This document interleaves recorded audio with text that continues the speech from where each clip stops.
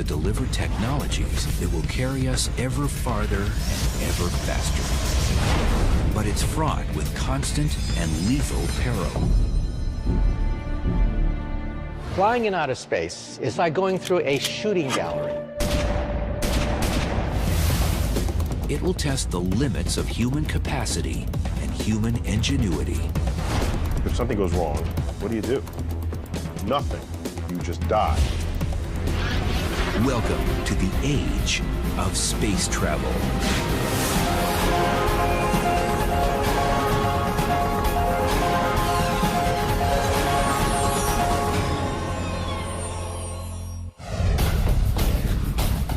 In ways scarcely even imagined, the steady hand of progress is poised to deliver humanity to the heavens. For ages, the mysterious splendor of the universe has enticed us from its remote heights. At last, its mysterious temptations are within reach, and man's destiny can be fulfilled. I don't know if it's written in our genes, but anytime you see something at a distance and it piques your curiosity, the first thing you want to do is get a closer look. So while telescopes get you pretty far in this regard, those things that are sort of close enough to be within the reach of our space program, why not take the trip? T-minus 10, 9, main engine start, 5, 4, and liftoff of Space Shuttle Atlantis to assemble. Prying free from our home planet's grip ranks among the greatest of human achievements. But no one since 1972 has ventured beyond the Earth's orbit. Our space program has been stuck for 30 years. We simply just go around the planet Earth. It's just like Columbus exploring the New World for the first time and then spending the rest of his life simply puttering around the Spanish coastline. What's the problem? There's a dirty little four-letter word, and that is cost. It costs about $10,000 to put a pound of anything into orbit. Imagine John Glenn made out of solid gold. That's what it costs to put John Glenn or you into orbit. It would cost about $20 million for you to take a weekend trip up to the space station. It would cost about $500 million for you to go to the moon. And for you to go to Mars would probably cost tens of billions of dollars. One way to reduce the cost of reaching space would be to find a more efficient way to overcome Earth's gravity. Remember the story of Jack and the Beanstalk? Jack was the little boy who climbed the beanstalk into heaven. Well, imagine a space elevator such that you hit the up button and the elevator takes you into the heavens just like Jack and the Beanstalk. Instead of building from the ground up, the space elevator would be built from the top down. A satellite in geosynchronous orbit would drop a 60,000-mile cable back to Earth, where it would be anchored to the surface. Now we are within striking distance of being able to create fibers that can withstand the tension of traveling at enormous velocities in outer space as the space elevator rotates with the planet Earth. So it never falls because it rotates at the same rate as the planet Earth. The elevator's compartment would simply roll up the cable, shuttling travelers and supplies into orbit, where it would wait for a spacecraft. This system would entirely replace a conventional rocket launch. And that might reduce the cost of space travel by a factor of 1,000. Think about that. Then you begin to realize that perhaps a trip to outer space may be no worse than an airplane ticket. But beyond the limits of Earth's comforting embrace, exotic menaces await every space traveler. Flying in outer space is not like taking a nice ride in the country in a car. It's like going through a shooting gallery. To an unsuspecting voyager, it might seem the universe is taking aim with a firearm. There are particles in space, even dust-sized particles, pebble-sized particles, that are traveling tens of thousands of miles an hour and sometimes even faster. More than 500,000 of these projectiles, measuring over an inch in diameter, are zipping around our planet right now. They include pieces of glass broken off of solar cells, paint chips from spacecraft, and debris from rocket booster engines. And in deeper space, there's more danger from pebble-sized meteors called micrometeoroids. A small piece of dust can crack glass, it can penetrate metal, it can pulverize plastic. And that does happen in space all the time. But perhaps an even more deadly danger, not at all solid, lies in wait: radiation. The devastating effects of this invisible energy have been witnessed on Earth in the aftermath of the atomic bombs of World War II and the nuclear fallout of Chernobyl. Distressingly, our own life-giving sun spews out streams of poisonous radiation. So realize that we've been protected in this cradle. We've been protected by the atmosphere of the Earth. Magnetic field of the Earth gobbles up most of the flares from the sun to create the aurora borealis. In outer space, you get the aurora borealis coming right at you. There's no ozone layer, there's no magnetic field to protect you. It's just you and the harshness of outer space.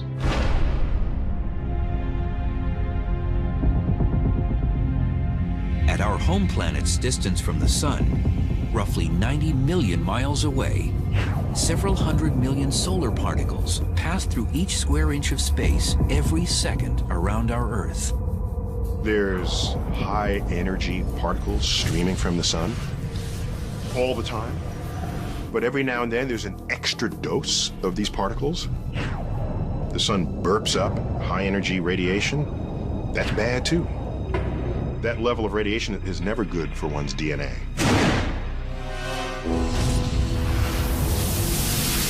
Sunspots flare up these extra doses of energy, like a battery of cannons bombarding the cosmos.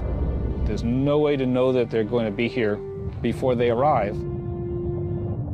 Unfortunately, there's still a risk of radiation even as we get farther from the sun. That's because another invading energy lurks. Known as galactic cosmic rays, they hail from the distant alien worlds of exploding stars and black holes.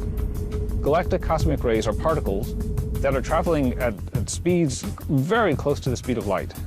Even a single particle of iron slamming into your body can have the effect of a Major League Baseball at 100 miles an hour. They can be devastating.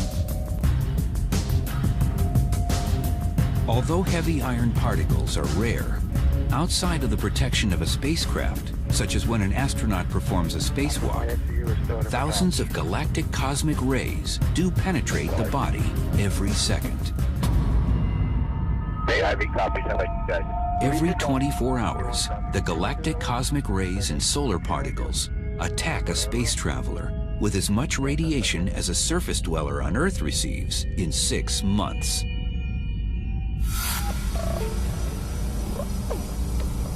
The human body won't immediately feel the impacting radiation, but in sufficient quantities, it can be noticed.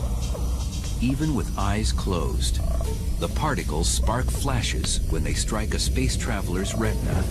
The flashes are not blinding, and you have to ask yourself, did I see something? And then you say, oh, yes, I did. And its appearance is a little different from time to time. However, the human body does feel the shock of this bizarre weightless existence. I think that the most dangerous thing going into space is the loss of gravity. Weightlessness causes almost every system in your body to start changing. and it doesn't stop changing until you get back onto a world where you're pulled down again by its gravity. One of the first casualties of zero gravity is a space traveler's sense of direction. What's up and what's down? Very good question. And first of all, it's whatever you want it to be. If you want this to be up, that's fine. But if you want this to be up, that's just as good. Most travelers will suffer from motion sickness for the first few hours, or most likely, days. It's just one of those things that you ought to resign yourself to facing, that everyone is very likely to feel a little bit disturbed in terms of orientation.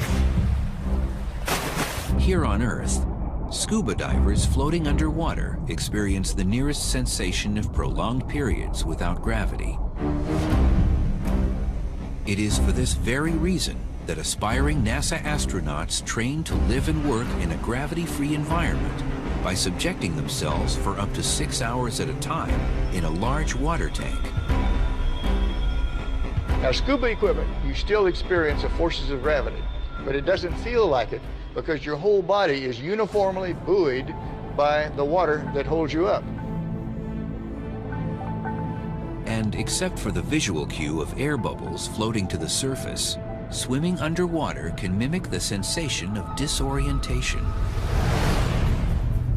But as time passes in the weightlessness of space, the human body senses it no longer needs to resist the force of gravity and begins shedding muscle and bone mass. When you're in space, your body thinks you might as well be lying in bed. And so if you're not careful, your body will atrophy. To counter this, each day in space, an astronaut needs to exercise. The legs are especially vulnerable because they are seldom used. In this world, the arms and hands do most of the work to move the body around. What would be the toughest thing to get used to might very well be just how you live in space, where you can't walk across the room. You have to float everywhere you're going. The lack of gravity also slows down the digestive tract, which can cause problems at mealtime. Your digestive system stops. You can't eat, you can't drink until you can start digesting again. And that can take anywhere from hours to days. Worse still, zero gravity and radiation can combine in an especially sinister way. In space, the immune system is not as effective as it normally is. And many of the bacteria and viruses that we normally can withstand become more virulent.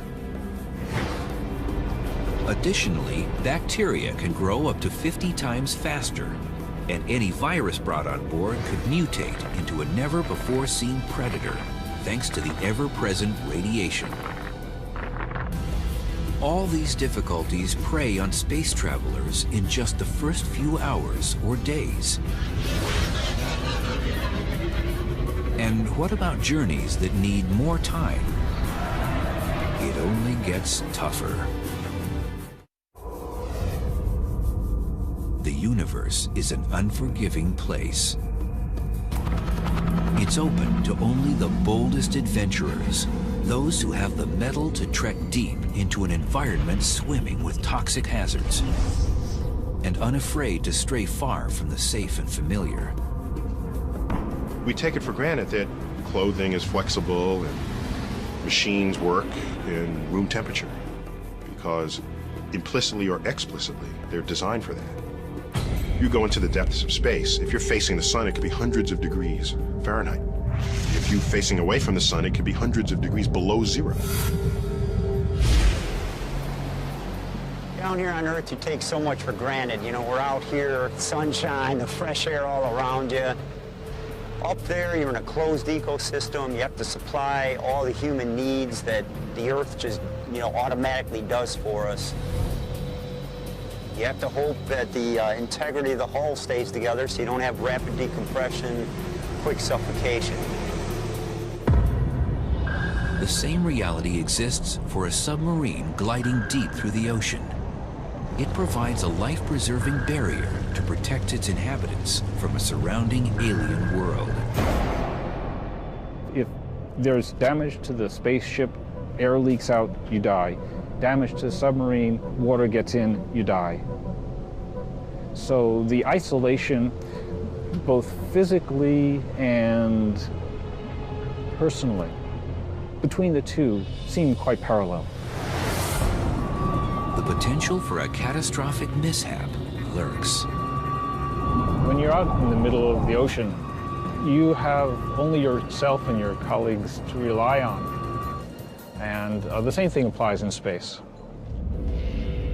Things have to hold up. You can't come back, you can't run to the hardware store, you can't fix the thing with some part that you didn't bring along, and you're stuck with human ingenuity, the tools you brought with you.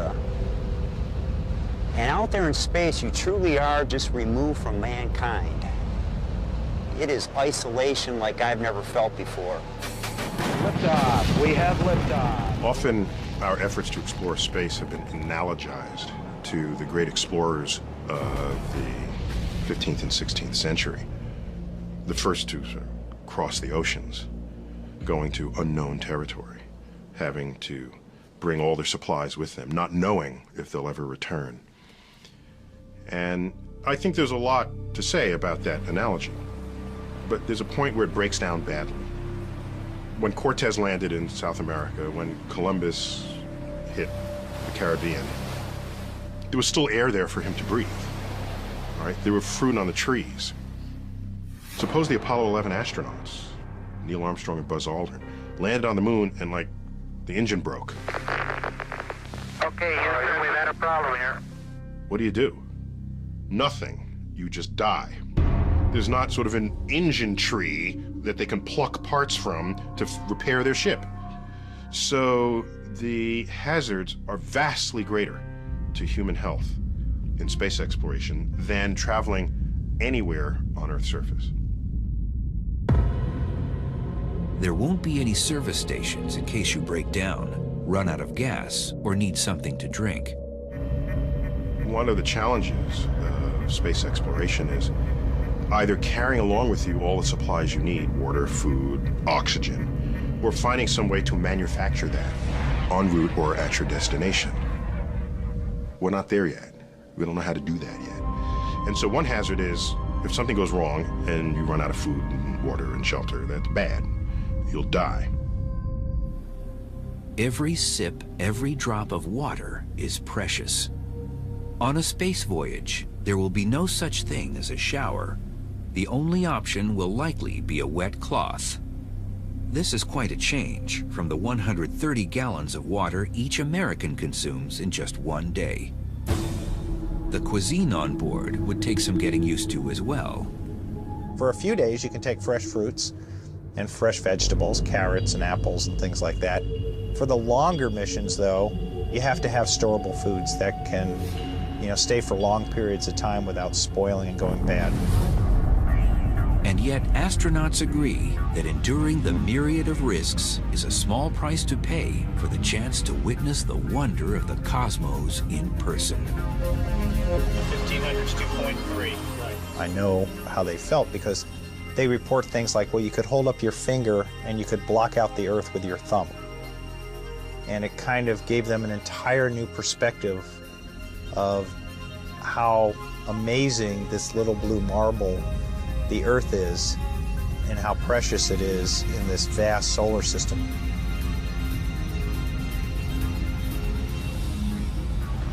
That experience changed me forever, and I think it would change anyone that could possibly have that experience in the future. However, the length of future voyages might limit the range of experiences available to space travelers. Distances in our vast universe can defy comprehension. If our sun were the size of a basketball, our Earth would be the size of a pea. If they were placed in Central Park, the nearest star would be another basketball almost 5,000 miles away in Hawaii. one of the prerequisites you might have for a space mission is that you're alive when you arrive at your destination. So you'd want your space missions to be small compared with the life expectancy of a human being. And right now, that pretty much limits us to the planets and possibly comets and asteroids, if we include those as places we might visit. The brutal, scathing landscapes of the solar system's inner planets, Mercury and Venus, do not make for tempting vacation destinations. Temperatures on Venus can exceed 900 degrees Fahrenheit, and the crushing air pressure is equivalent to being submerged in 3,000 feet of water. That leaves all points further out from the sun for potential exploration.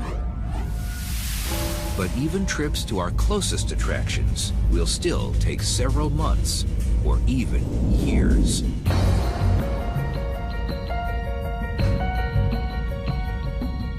About 139 million miles separate the orbits of Earth and Mars. But since each body circles the sun at different speeds, the distances with respect to each other change continuously. The problem with going to Mars is that Mars and the Earth only line up about once every 2 years.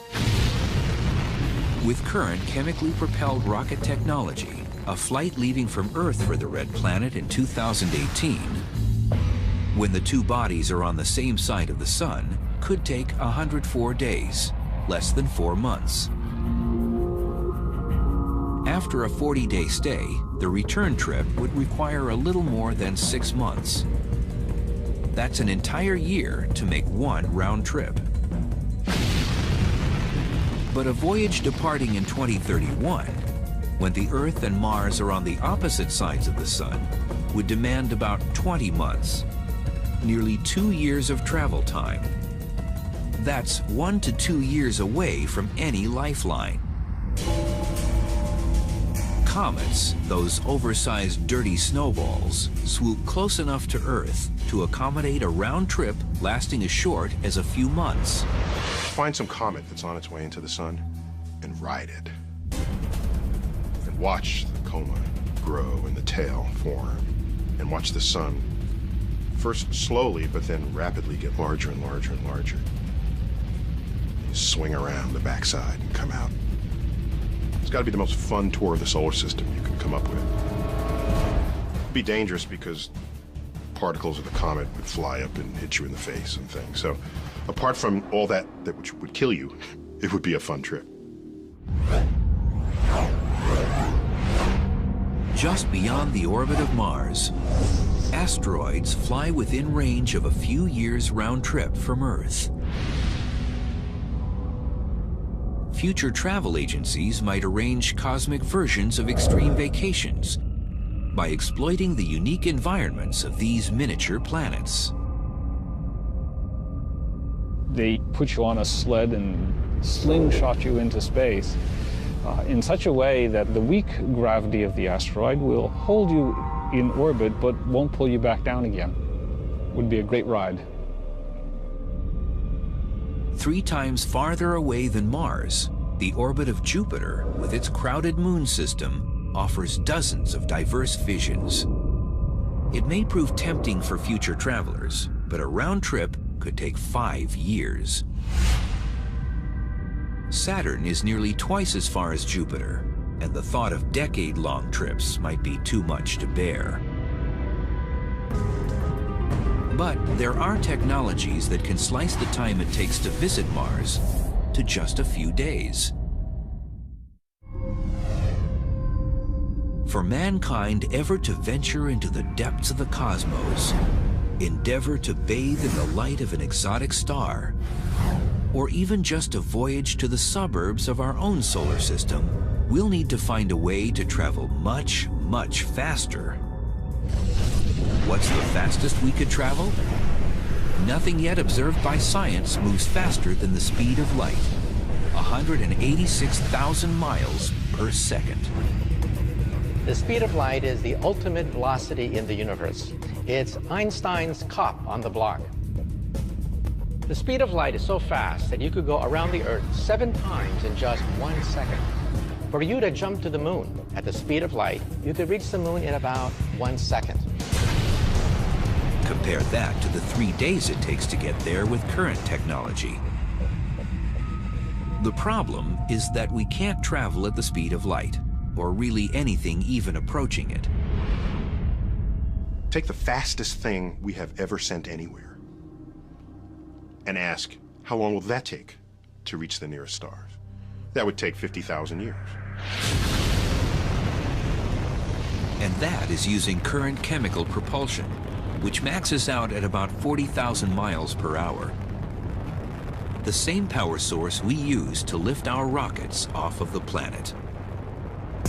But getting us to Mars faster than a few months' time would require a different kind of propulsion.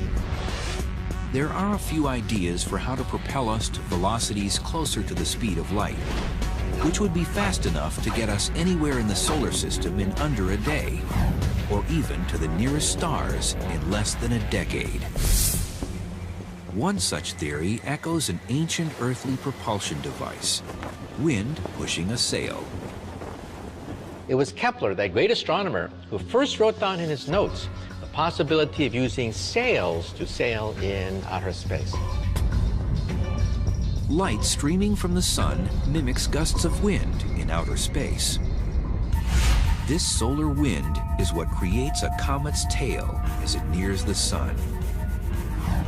However, sunlight scatters in all directions, and as the distance from the sun doubles, its power reduces by a factor of 4. With a little help from the moon, there is a manner in which light could be focused in one direction. If we have a battery of laser cannons on the moon, firing in synchronization at a solar sail, we may be able to propel it to about perhaps half the speed of light. Now, lasers do diffuse with space. For example, if I have a laser on the Earth and I shine it to the moon, it does not create a spot on the moon. The spot is about 5 miles across on the moon. These sails, however, would be huge.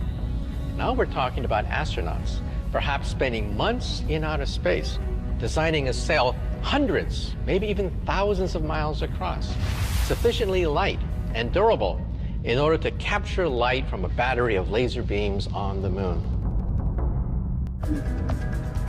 But solar sailing limits space vessels to destinations within our solar system. One alternative gets around this problem by tapping into hydrogen, the most abundant element in the universe, as a propulsion source. My favorite design to take us to the stars is the ramjet fusion engine.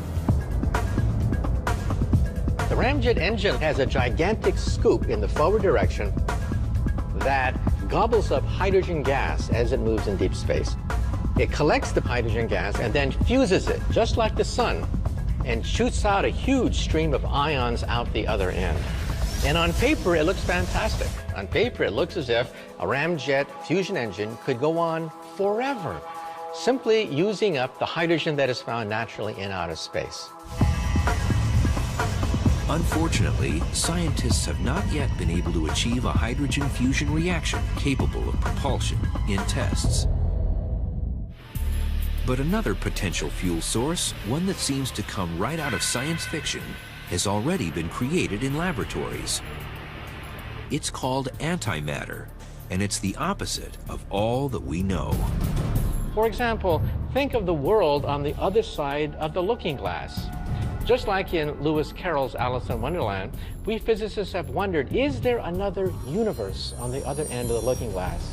A parity-reversed universe where left becomes right, right becomes left. In an anti-universe, charges are reversed. So positive charges become negative, negative charges become positive, and when they meet, they create a burst of energy.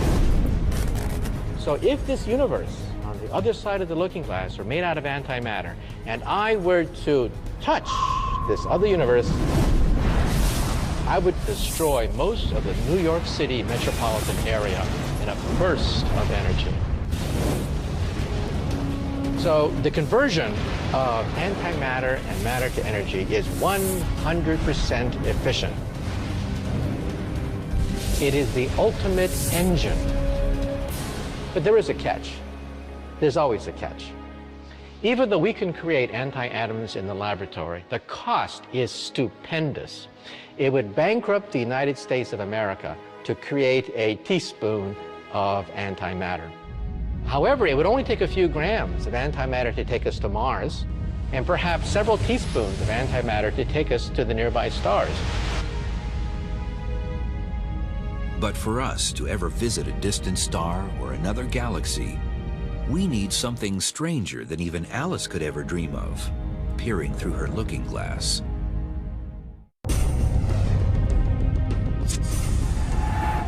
Scientists continue the quest for a propulsion method to carry us ever deeper into space. But even achieving light speed won't allow us to get very far. Light's fast, but the universe is huge. So even if we could ride on a beam of light, if we wanted to cross the galaxy, the way they do in all the science fiction programs, it would take 100,000 years to do it. And even at light speed, traveling to the nearest galaxy would take several million years. And if light speed is the ultimate speed limit of the universe, it seems we are doomed to confinement in our galactic neighborhood. What we're desperate for is some new understanding of the fabric of space-time that will allow us to somehow warp it, distort it, so that you can take shortcuts. And of course, that's what they do in Star Trek when they turn on their warp drives.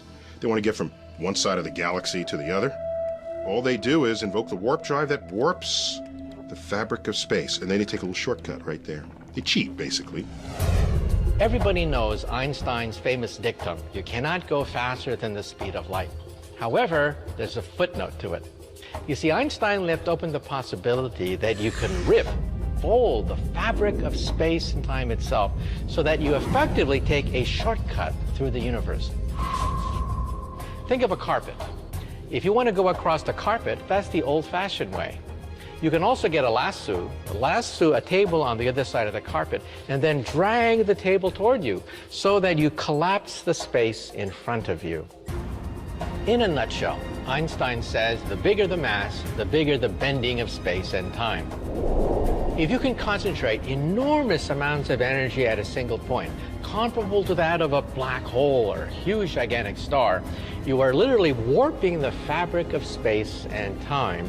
You simply hop across to the nearby stars. So in other words, you did not really go to the stars. The stars came to you because you are compressing the space in front of you.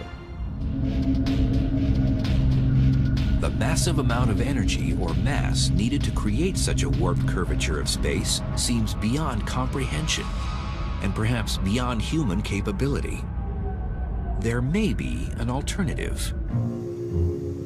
Physicist John Brandenburg is developing a theory in which a starship of the future could achieve faster-than-light travel, not by manipulating a vast area of the universe, but rather by manipulating only the area around the starship.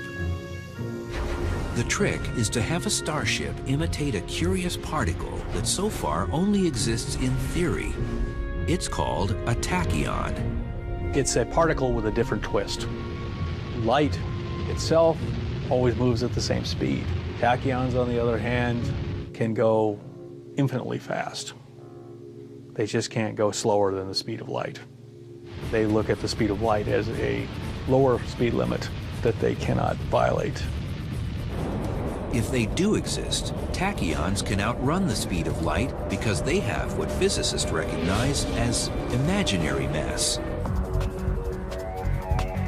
An imaginary value can be visualized in the spin of a struck tennis ball.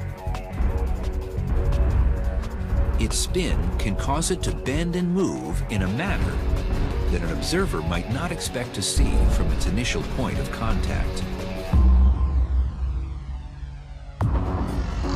In the same way, a tachyon is unseen by the universe and can break its speed limits.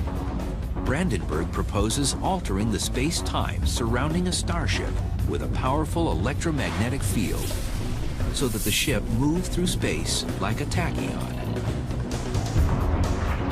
It would operate like a stealth aircraft, invisible to radar, unseen by radar operators. So if one can achieve this control of the space-time around this ship, one can essentially make it an imaginary object. In a technical way, that means it's moving faster than light. You're basically disconnecting yourself from the rest of the cosmos. It could grant the traveler the ability to go anywhere in the universe in the blink of an eye, as if a multitude of doorways suddenly appeared. A doorway you step into, and then you step out somewhere down the hall so fast that it didn't seem like you had time to move any place. That's an imaginary connection in space-time. And you've changed yourself, not space-time.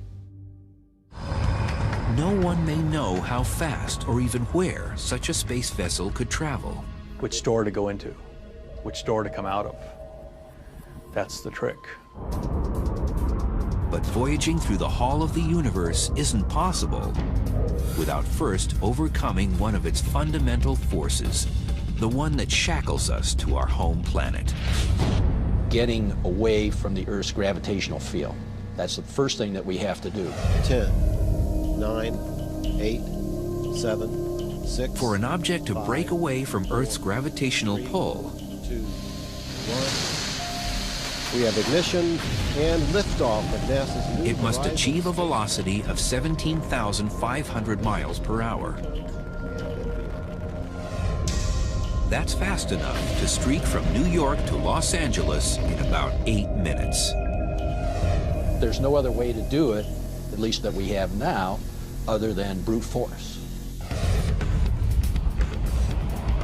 While a theoretical space elevator can climb away from Earth's gravitational pull, a rocket must outrun it with the brute force provided by the explosive chemical reaction of burning fuel.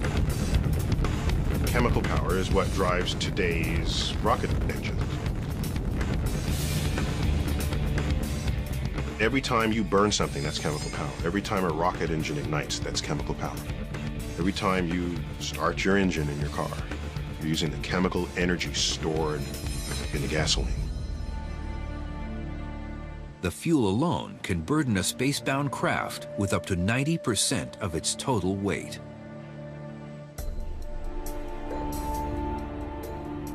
If you're carrying all the fuel you'll ever need, then most of the effort of the first ignited fuel is to lift the unburnt fuel into orbit. It'd be like trying to drive from New York City to Los Angeles on one tank of gas. Well, you would need a tanker truck behind you. And most of the energy to accelerate the tanker truck is going in to just move the fuel that's in the tanker truck. The space shuttle, its rockets, and the fuel they're carrying weigh a staggering 4 million pounds. And nothing short of a bone-rattling eruption could push it up and away from Earth. Well, Brent, looks like your long wait is over. We wish you all the best luck in the world. Godspeed, and we'll see you back here in about 2 weeks. A journey into space today means that space travelers must ride a controlled detonation into the sky. Whatever the vehicle weighs, we have to generate about 1.5 to 2 times that thrust in order to get it off the surface of the Earth. To get the space shuttle up to speed demands 7 million pounds of thrust. To put that into perspective, if you can imagine me holding a 1-pound ball in my hand, if I'm holding it here and I'm holding it steady, I am exerting a pound of thrust on that ball. So if I lower it down, I'm clearly not exerting a 1 pound. If I pick it up, I'm exerting more than a pound. So you have to have a little more thrust than you do the weight, obviously, or you won't go anywhere.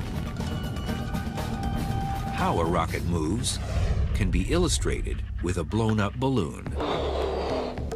This works almost like an engine nozzle. Now I can hold it in place, and you can control it. You can let it go. And what we do is we try to eject as much mass through that throat as we can. And as it expands out, the back end, that expansion or that pressure pushing that way pushes the vehicle this way. When today's astronauts climb aboard for their journeys on the space shuttle, they're hitching to giant containers housing that necessary mass. Millions of pounds of highly combustible hydrogen and oxygen wait to be ejected. It only takes a spark.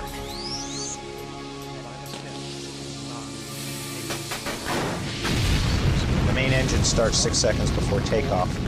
The whole shuttle shakes. It feels like it wants to just rip itself out of the launch pad. Liftoff of Space Shuttle Endeavour, expanding the International It Space shudders, Station. and you think, oh my gosh, that's an awful lot of force, about 1.5 million pounds of thrust. It's kind of surreal. It's like, this can't really be happening.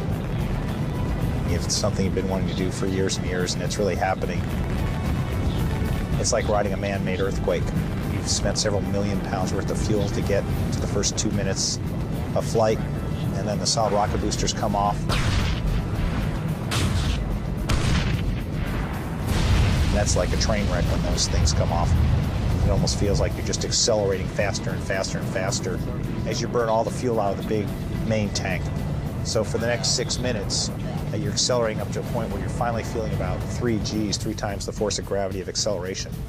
And so now it almost feels like there's a big gorilla sitting on your chest.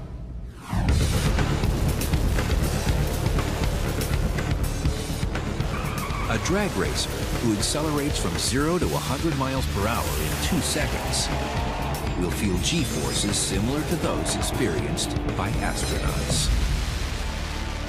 As the vehicle keeps accelerating and you're watching the speed tick by in thousands of feet per second until you get to 25 times the speed of sound. Then there's a cutoff, and then everything's floating. And now you're in space. So space isn't very far away. It only takes about 8 minutes and 30 seconds to get there. The next model for venturing into the great beyond and reaching new worlds will begin first with a visit to an old friend. Although not quite yet a space elevator, NASA's mission to return to the moon builds on the idea of Earth orbit as a base for farther voyages. NASA's Constellation program, a successor to the legendary Apollo program, aims to plant boots on the moon by 2020. 2 separate rockets form the foundation of the plan. The unmanned Ares 5 rocket, towering taller than a football field standing on its end, will carry the lunar lander, supplies, and an Earth departure rocket into orbit, where it will wait for the astronauts. The Ares 1 rocket will deliver the crew to orbit aboard a capsule.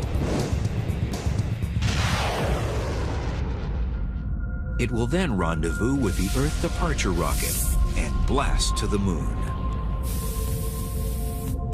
We can take more supplies, more commodities to the moon. That's what this tandem system provides for us. Instead of Apollo, which only allowed us to go for 1 or 2 days at a time and then come back.